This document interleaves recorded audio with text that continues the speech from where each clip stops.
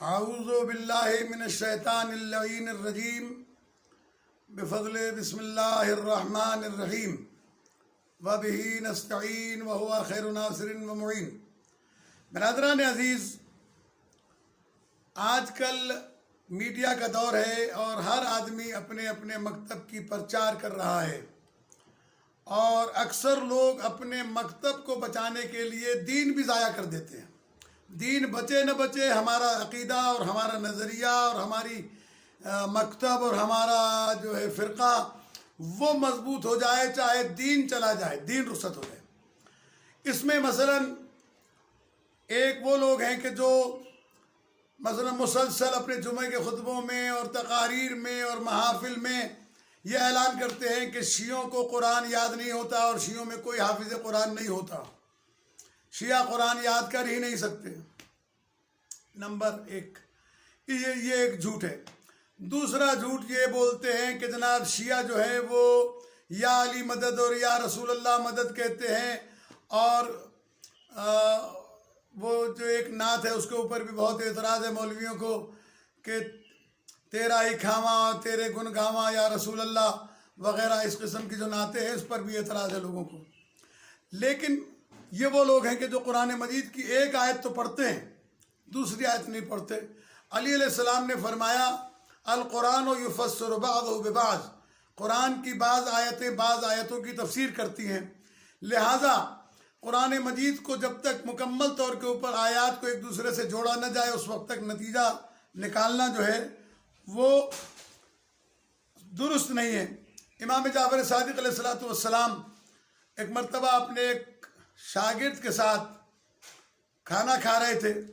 کھانا کھاتے ہوئے جب آپ فارغ ہوئے تو آپ نے دعا مانگی کہ الحمدللہ رب العالمین اللہم ھذا منک ومن رسولک، تمام حمد و تعریف اس اللہ کے لیے جو عالمین کا رب ہے۔ امام علیہ السلام نے ارشاد فرمایا یا اللہ یہ تیری طرف سے اور تیرے رسول کی طرف سے رزق تھا جو ہم نے کھایا۔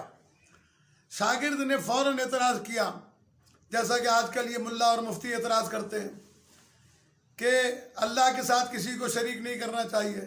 تو امام علیہ السلام نے قرآن مجید کی آیت پڑھی اور فرمایا کہ پروردگار عالم ارشاد فرماتے وما نقموا ان اغناہم اللہ ورسولہ من فضلہ، سورہ توبہ کی 74 نمبر کی آیت ہے۔ امام علیہ السلام نے ارشاد فرمایا، یہ آیت پڑھی کہ منافق اس بات پر ناراض ہیں کہ اللہ اور اس کے رسول نے صاحبان ایمان کو اپنے فضل سے غنی کیوں کر دیا، تو اس میں اللہ اور رسول دونوں شامل ہیں۔ وما نقموا ان اغناہم اللہ ورسولہ، او نہیں ورسولہ، اللہ اور رسول نے ان کو غنی کر دیا۔ اور اس کے بعد مولا نے دوسری آیت پڑھی وَلَوْ أَنَّهُمْ رَضُوا، اگر وہ راضی ہو جاتے اس بات پر مَا آتَاهُمُ اللَّهُ وَرَسُولُهُ، جو کچھ انہیں اللہ اور اس کے رسول نے دیا ہے، قَالُوا حَسْبُنَا اللَّهُ،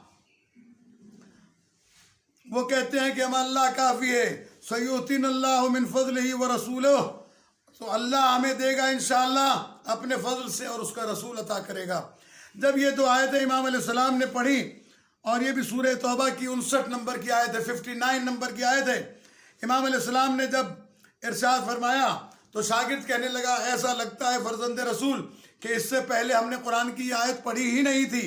تو امام علیہ السلام نے ارشاد فرمایا کہ تم نے پڑھی تو ہیں لیکن تمہارے دلوں پر تالے لگے ہوئے ہیں، جب تک تم اہل بیت سے قرآن مجید کو نہ سمجھو گے، ایمان کو شرک اور شرک کو ایمان سمجھتے رہو گے۔